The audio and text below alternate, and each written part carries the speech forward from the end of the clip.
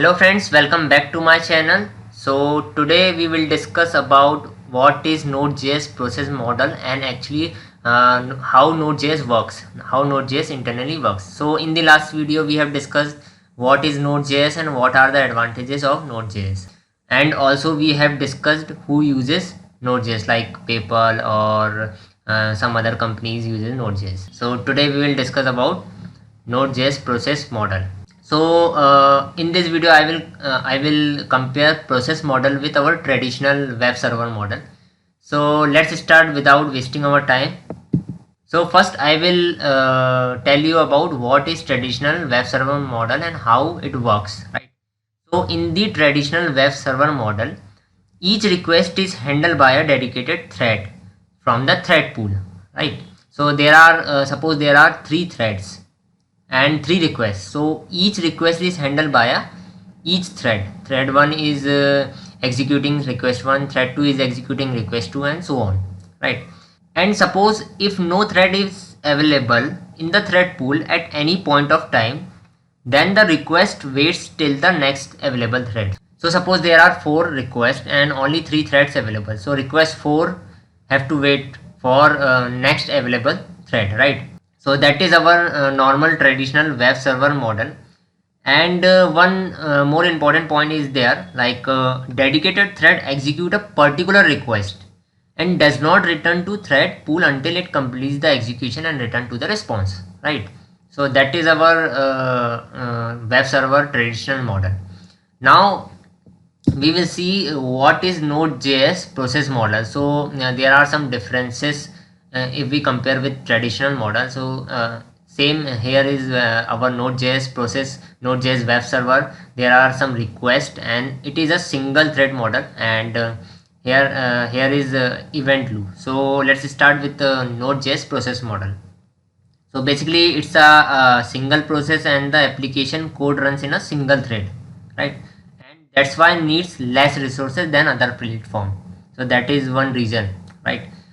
So all the user requests to your web application will be handled via a single thread, right? So there are suppose 5 requests, so all the 5 requests handled by a single thread, right?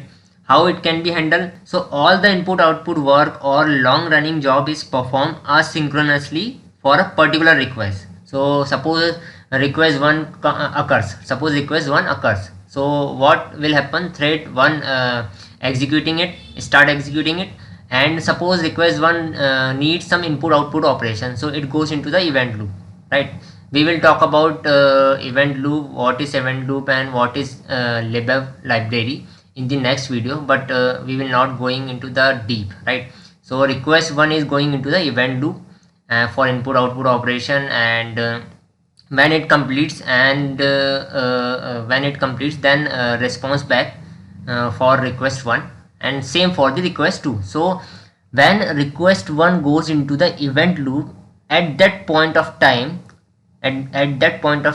single thread is free. So as you can see that thread is free to serve another request. So at that point of time request 2 can be handled by a single thread, same thread, you can say that same thread. So suppose there are other requests also, so those requests also handled by a single thread. So that is our Node.js process.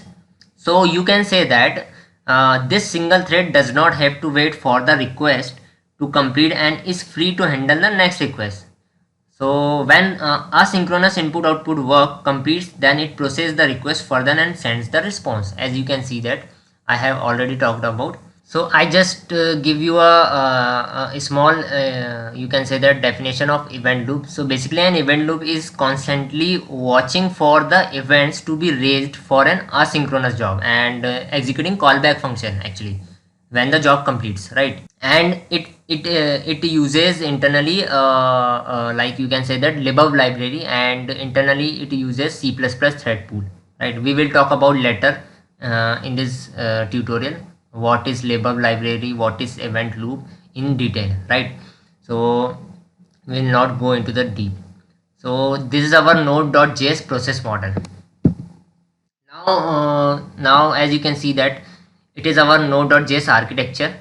here is the V8 Chrome JavaScript engine, libbev library, libbev and libbev. Two libraries are there, and also this one, right? And there are some standard and binding library. So I will tell you about what is V8 engine. So basically, Node.js runs on top of V8 Chrome runtime engine. So basically, it compiles the JavaScript code in the native machine code, right? Followed by the custom C++ code. So that's why one of the reason, that's why Google Chrome run fast and consume a lot of memory, right? So basically you can say that the V8 JavaScript engine is an open source JavaScript engine developed for the Chrome project, right? And the innovation behind V8 is that it compiles the JavaScript code in native machine code and execute it. So that is the basic purpose of V8 JavaScript engine. And also the developers of V8 use the just-in-time compiler methodology to improve the code compilation time. So it is open source and is used to the Node.js and MongoDB projects. So that is the V8 JavaScript engine. And also what is libbev library? I just give you a overview what is actually it is. And the library is a cross-platform library that provides an asynchronous input-output facility, right? So that is a small definition, you can say that. Actually, it creates a thread for the input-output operation and return a callback. So basically, it uses DNS, HTTP, and so on. So we will see in the next video what is libbev, how it works, and what is event loop, and how it works, and with the help of example also. So in this video we have talked about traditional web server model and compare our process model with that particular traditional model. And also we have learned what is V8 JavaScript engine, and what are the other libraries Node.js architecture uses, right? Thank you so much for watching this video, and please subscribe to my channel and share this video as well.